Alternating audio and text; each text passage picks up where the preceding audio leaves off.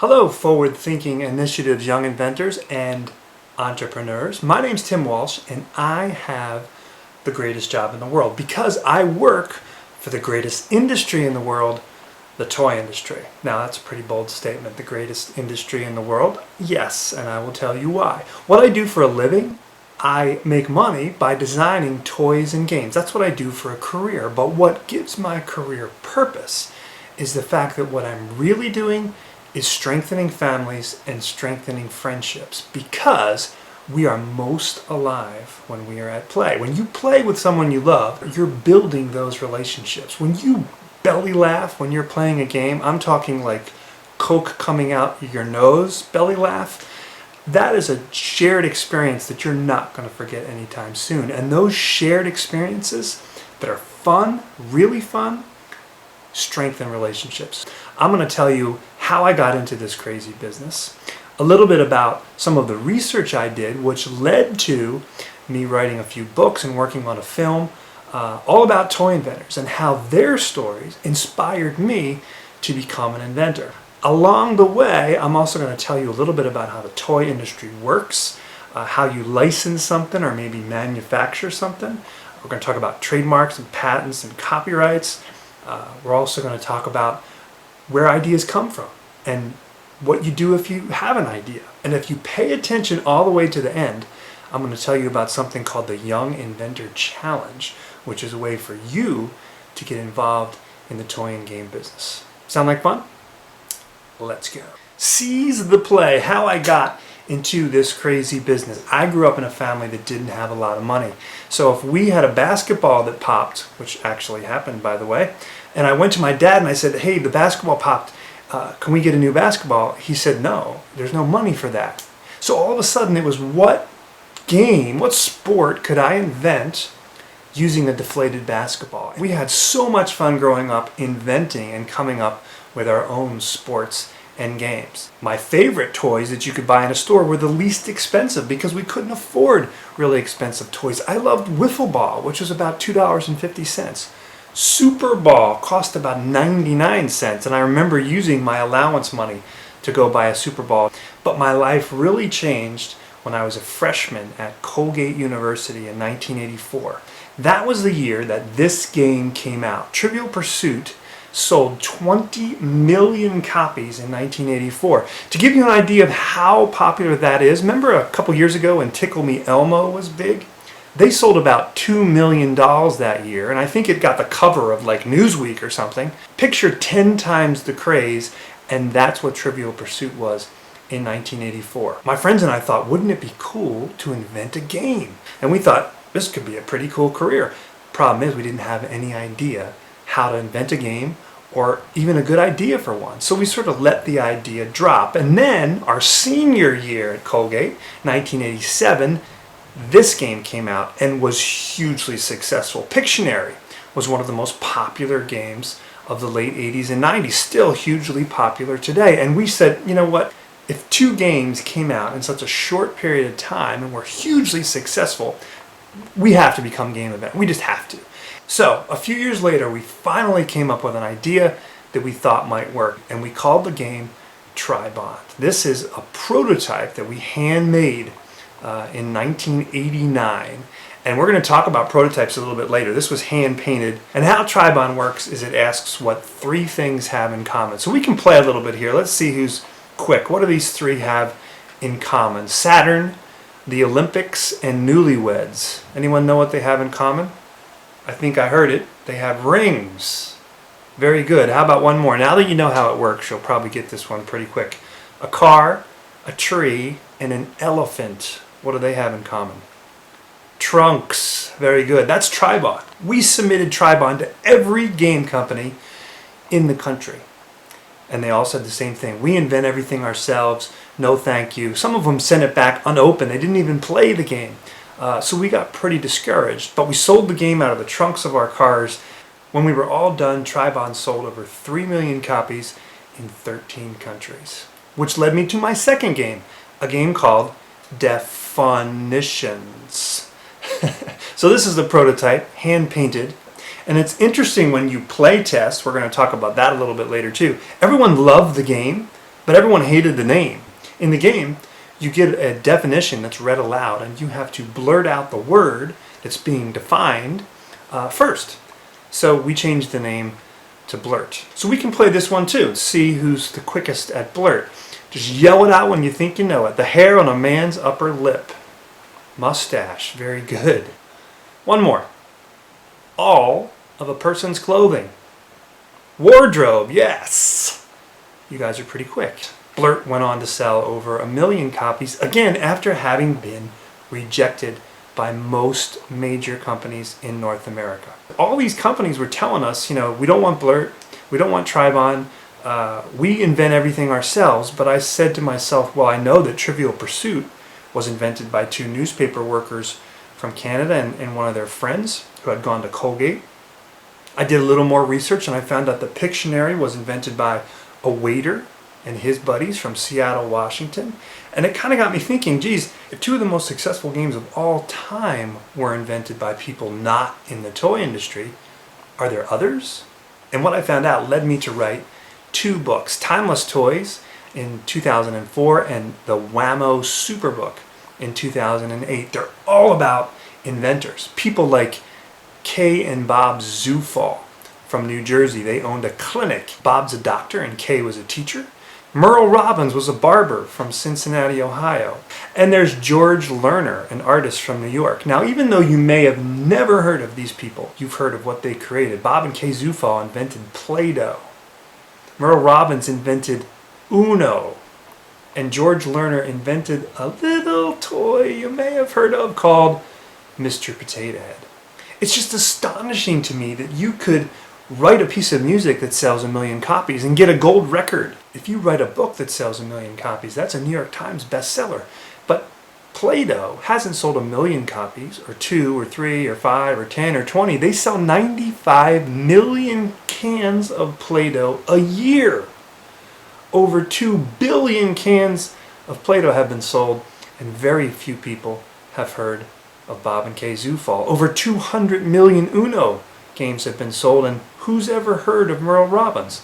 And of course, hundreds of millions of Mr. Potato Head later, and still probably very few people know George Lerner. So what I wanted to do was share these stories through books, through films, and hopefully inspire people like you, people that might have an idea, or people that never even thought that they might want to invent a toy or game, but yet when they hear these stories of everyday people doing amazing things, they might be interested in it too. People like Leslie Scott, she was a writer from Oxford, England, and Ty Werner, who was a salesman from Chicago, and Alfred Butts, an architect from Connecticut. Again, probably haven't heard of these people, but I bet you played Jenga. I bet you heard of Beanie Babies, and Alfred Butts, yeah, he invented a little game, pretty successful, called Scrabble, with over 250 million copies and counting. And maybe these have inspired you and you've got an idea. Now what? What do you do next if you have an idea for a toy or game? Well, I'm going to share with you some tips. The first thing you need to do is research and more research. You need to get out into stores and find out if your idea has already been done. You need to go on the internet and search for toys or games that are close or similar to your idea to see if it's been done already. I used to work for a toy company for 9 years, and my job was to review outside ideas from inventors. And more than once, someone came to us with a game where you draw something and people have to guess what you're drawing. Well, that's already been done. It's called Pictionary. So you really have to do your homework and your research to find out if your idea has already been done. The next thing you need to understand and ask yourself is, what will it cost to buy it? I've seen a ton of really good ideas, and some pretty bad ones, but even the really good ideas that would never ever work in 100 years because they would retail for $100. No one's going to buy a board game if it costs $100 to buy. I don't care how great it is, because most board games sell from between $10 and maybe $30 on the high end. A $100 board game just won't work. So you really have to understand a little bit about what goes into a game and what that costs. And the way you find that out is by doing some research. you got to ask yourself who's going to play it. If it's a preschool game, a game that's meant to be for very, very young kids that are under the age of, say, kindergarten, and it has small parts, your toy or game has small parts, that's not going to work because they're a choking hazard to kids that are under the age of, say, 3. So you need to understand the marketplace and understand who's going to play with your product. Now, it's not smart for you to say, oh, well, everyone's going to love this, everyone will play it. Every product has sort of its sweet spot. The people that you think your product's really going to appeal to. Is it adults? Is it kids? Is it teenagers? Is it men? Is it women? Is it boys? Is it girls? You have to ask yourself those kind of questions, which will help you to hone in on your idea. Who's going to buy it?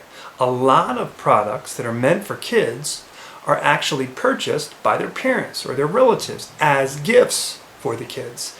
So you have to consider that. Unless your toy or game is very inexpensive, where a kid could buy it him or herself for a couple bucks, allowance money, chances are the person that's actually going to make the decision to buy it is going to be an adult. So you have to consider that. And lastly, is it fun? Seriously, no, really. Is it fun? This is the biggest thing that you have to ask yourself and be sure of. Is my toy or game fun? Because if it's not fun, people may play it once, but they're not going to play it again and again, and they're certainly not going to tell their friends and their family, hey, I played this cool game last night, or I played with this toy, you got to check this thing out. And that's how a lot of toys or games become successful. So you've done the research and you found out that there's nothing on the market like your toy or game idea. So the next step, as we talked about, is probably play testing. But how do you play test something if it's just an idea in your head? You can't. You need a prototype. So I'm going to tell you a little bit about prototypes and share some cool stories. This is John Spinello, and this is his prototype. He was at the University of Illinois and taking a class in design, and the professor asked the kids to create a toy or game. And this is John's electric box. And the idea was to take that metal scribe that's laying on the top there and put it into the holes and touch a plate that you really can't see. It's about a 1/4 inch below the top plate. You have to try to touch that bottom plate without touching the sides of the top plate, because if you touch the sides, the circuit was closed and a 12-volt lantern battery went off, and it was really loud. I'm friends with John and had the pleasure of playing with this prototype, and it really scares you to death. Maybe you recognize this prototype. It became the game of Operation. This is a collection of PVC pipe superglued to a 2-liter Coke bottle. This prototype was invented by Lonnie Johnson. It's really pretty ingenious. The water goes into the Coke bottle. You can pressurize it with a pump that's on the front of the gun, and that pressurized water really wants to get out when you pull the trigger, which opens a valve at the front of the gun. This is the patent for his idea, which would become the Super Soaker. Trivial Pursuit we talked about. That's a pretty fancy game. It sold for about $30. Well, the prototype was a bunch of paper glued to the back of a carton. Not too elegant to look at. I hope you're seeing a pattern here. Don't waste a lot of time making your prototypes look beautiful. All they need to do is function. You don't need to worry about what it looks like at this point.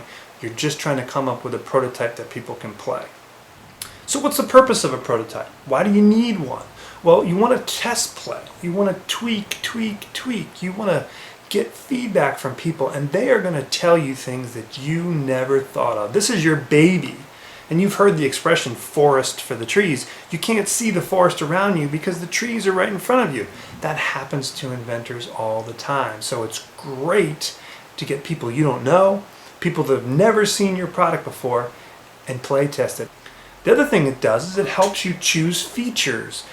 There's going to be elements that people talk about, that people gravitate toward, that they love, that you never thought were going to be really important.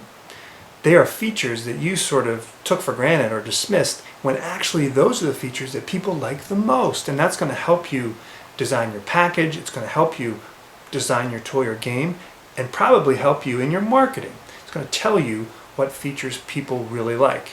It also helps you to choose the name. There are plenty of stories in the toy industry of, and Blurt is one of them. My original name was Defunitions. Blurt's a much better name. The original name for the Twister game was Pretzel. The original name for the Nerf ball was the Muff Ball. So you get a lot of good feedback on the name of a product by having a prototype that people can play with and give you feedback on. It helps you define a company or cash. We're going to talk about licensing versus manufacturing in a minute. What I mean by that is if you're going to license your game to a Hasbro or a Parker Brothers or a Mattel, those are the kind of companies that are huge companies in the toy and game business, and you're going to need to entice them to take on your product. Or if you decide you want to manufacture the product yourself, you're going to need a lot of money. The other thing that a prototype helps you do is decide overall, will it work? Or better stated, will it play? Is it fun? Are people going to like it so much that they actually want to go and buy it? A lot of inventors want to know how to protect your idea.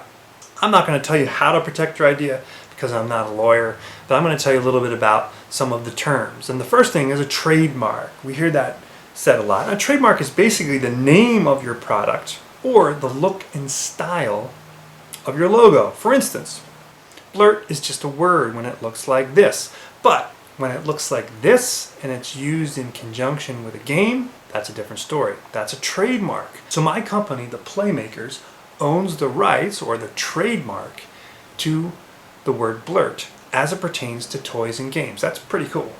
Trademarks can be very, very valuable. The word cola, for instance, means one thing. The word Coca-Cola and the look of that logo means something else. That's a very valuable trademark. So if someone comes out with a product that is confusingly similar to Coca-Cola, they're going to run into problems with that company. You can't call your soda Coca-Cola and spell it with 2 L's and think that people might not be confused about that. And you can't come up with a soda that has a red can and has a sweeping leg that runs underneath the letters. Chances are you're going to get in trouble with Coca-Cola too because they own the look and style of that logo. Copyright. Copyright means the right to copy. You have the right to make copies of your toy and game and sell it to the public. It also gives you the right to be credited for the work. You invented it, you should get credit for it. It also gives you the right to control that copyright. And lastly, you have the right to decide who may financially benefit from it. And the word may in that sentence is an important one. Just because you own a copyright to something doesn't make that copyright valuable. You have to add value to it by making it successful, either by licensing it or selling it yourself. A patent is another form of intellectual property.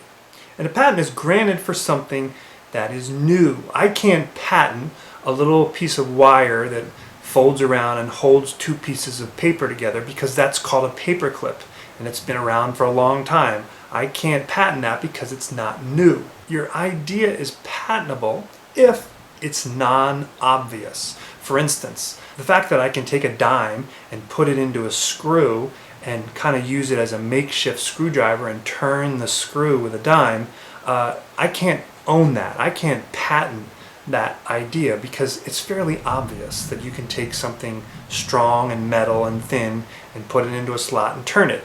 So there's no way that someone can own a patent on something that is obvious. And patents are cool, but I'll tell you this, patents are expensive.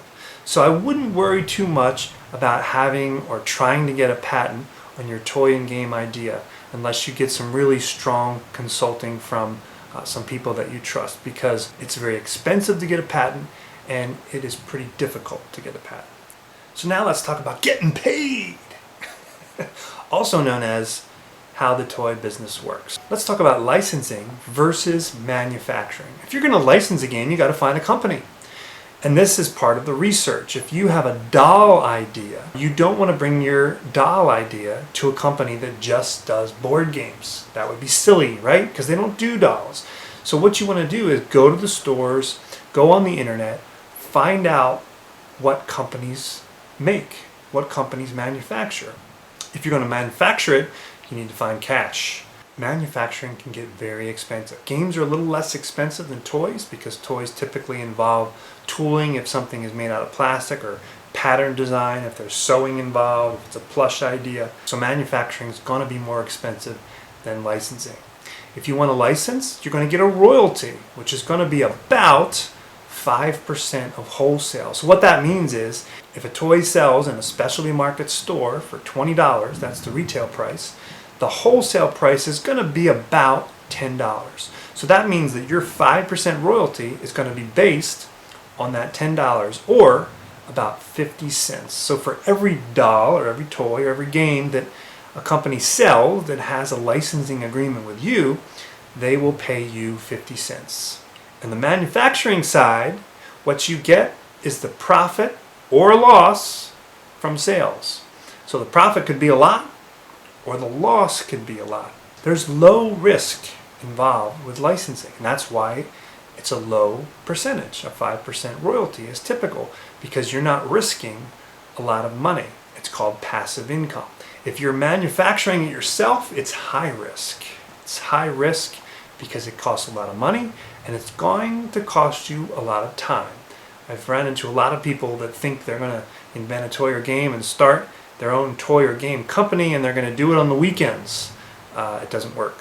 It really becomes a full-time job if you want your toy or game to be successful. Success equals money if you're licensing.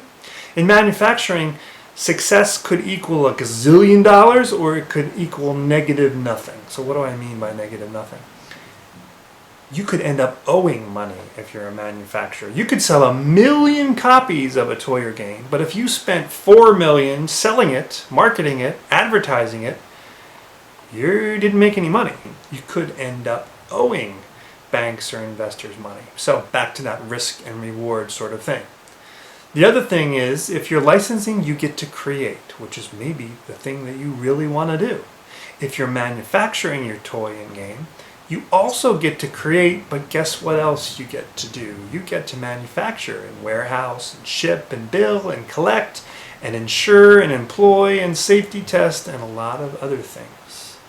So I think you're starting to see that if you want to become your own toy or game company, there's a lot of things that you need to consider versus licensing your concept to toy or game companies. Let's take a look at industry trends. Some industry trends are influenced by new manufacturing techniques. What you're looking at here is the checkered game of life, Milton Bradley's first game in 1860. In 1960, to celebrate the 100th anniversary of that game, they came out with the game of life. And if you'll notice, there's little plastic houses and plastic green hills coming off the board.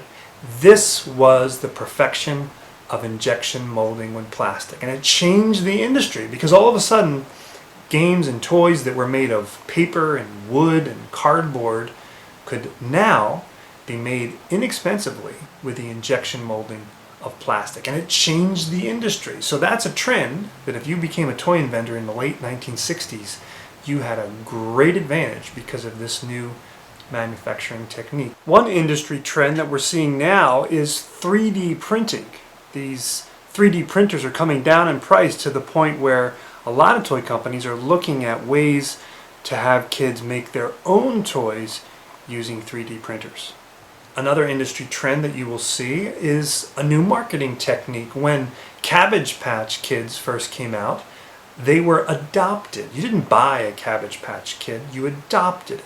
You never called it a Cabbage Patch doll because they weren't dolls, they were kids. There was a fantasy around the idea of adopting this kid.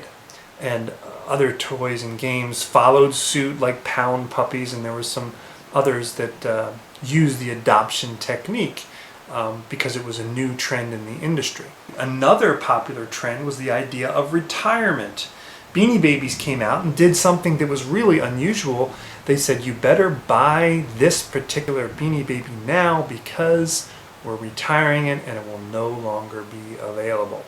And since Beanie Babies did this to great success in the early 90s, other toy companies have followed suit with toys that end up getting retired.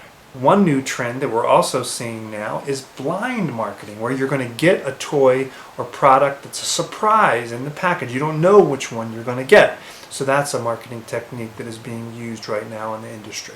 Not all trends are good. A negative trend in the toy industry is something called age compression. Barbie is the most popular doll in history, a couple billion sold, but girls as old as 15, 16 used to play with Barbie when she first came out in 1959.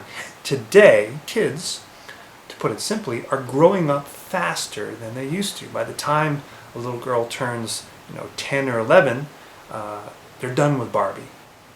Occasionally there's something really big, something that changes the face of our culture, something like the iPhone. Many kids today in the toy industry, what they want to play with is an iPod or an iPod Touch or an iPhone. One of the reasons we decided to get into apps like Crazy Chins is because we see that trend, that kids are growing up faster than they used to, and what they really want to play with is not so much toys and games in the traditional sense, but apps.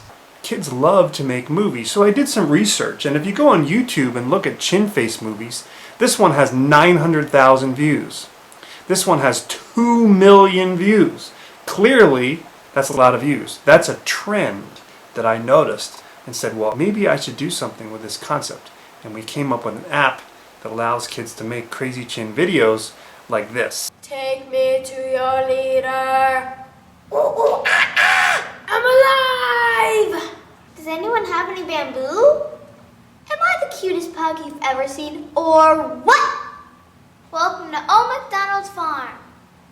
I love my warm feathers. I got my eye on you. What if you want to invent a toy or game, but you don't have an idea for one? We're talking about light bulb moments. Where do ideas come from? Well, my research shows that some of the best toys often break some sort of rule. And I'm going to give you some examples. Don't play on the stairs. When I was a kid, we used to go down the stairs on our butts, just boom, boom, boom, boom, boom. And I remember my dad saying, don't play on the stairs. You could get hurt playing on the stairs. And all of a sudden, out comes Slinky in 1945. And what are you supposed to do with it? You're supposed to play on the stairs. So that breaks that common household rule. And there's more. Don't play with your food. How many times have you heard your mom or dad say that? Don't stop playing with your food. Well, in 1952, when Mr. Potato Head came out, he was an actual potato. You actually got plastic parts that you stuck into vegetables, and you made a funny face character out of an actual potato. Another rule is not really a household rule, it's more of a cultural rule back in the 60s, is that boys don't play with dolls. In fact, when Hasbro decided to come out with a doll for boys, they didn't call it a doll. They called it an action figure and reinvented the toy industry in the process. And G.I. Joe is just one example. Don't throw the ball in the house, you could break something. A common refrain in households everywhere. And then in 1969, the Nerf ball comes out, and it's the world's first indoor ball. And even my own games break a rule. There's a rule in the classroom, raise your hand if you want to speak. And Blurt breaks that classroom rule because a lot of teachers use Blurt in the classroom. And I think that's part of the game's appeal. And even Tribon, when we sent Tribon out to all these toy companies, they said, oh, people don't want to think. Trivial Pursuit sort of ran its course. People want silly acting charade games. They don't want to think. Tribon went on to sell 3 million copies. So finding some sort of rule to break in the context of your game may make that game different enough to make it successful. Some hit toys weren't meant to be toys at all, and they're known as the outsiders. You may want to look outside of the toy industry for inspiration on making a hit toy. Take, for instance, this toy. It's the Psycho Seer. It came out during World War II when people were nervous about the future, and it was a way to sort of, quote-unquote, tell the future. It was very much for adults. And then later it got shrunk a little bit and became the Psycho Slate. And they just kept shrinking it, but it wasn't until it was put inside a black plastic billiard ball that it became the toy known as the Magic 8 Ball, totally outside of the toy industry. This is the first Viewmaster. When Viewmaster first came out in 1939, invented by William Gruber, it was really a way for adults to look at far off places that they couldn't afford to travel to. Well, today, of course, the Viewmaster is a hit preschool toy. Pez dispensers. This is interesting. Pez was actually a smoker's mint when it first was produced in Austria. And that's why this dispenser, which is an original dispenser, looks and functions like a lighter. You use your thumb to push out the mint. Well, when they came to the States, it bombed terribly. And someone from the company said, well, let's turn it into a candy dispenser, kind of a toy. And they put characters on top, like Mickey Mouse and Popeye here from years gone by. And they turned a smoker's mint into a toy dispenser that gives you candy. Pretty cool. You can't get further away from toys than war, and both Silly Putty and Slinky came directly out of our war efforts in 1945. Silly Putty was a synthetic rubber that a company was trying to make to help the U.S. in the war effort. It failed terribly as a synthetic rubber, but it ended up being a pretty cool toy to play with. And the Slinky came right off a Navy boat when a naval engineer tried to suspend equipment on rough seas by springs, and he knocked one off the table and it walked, and that became the Slinky.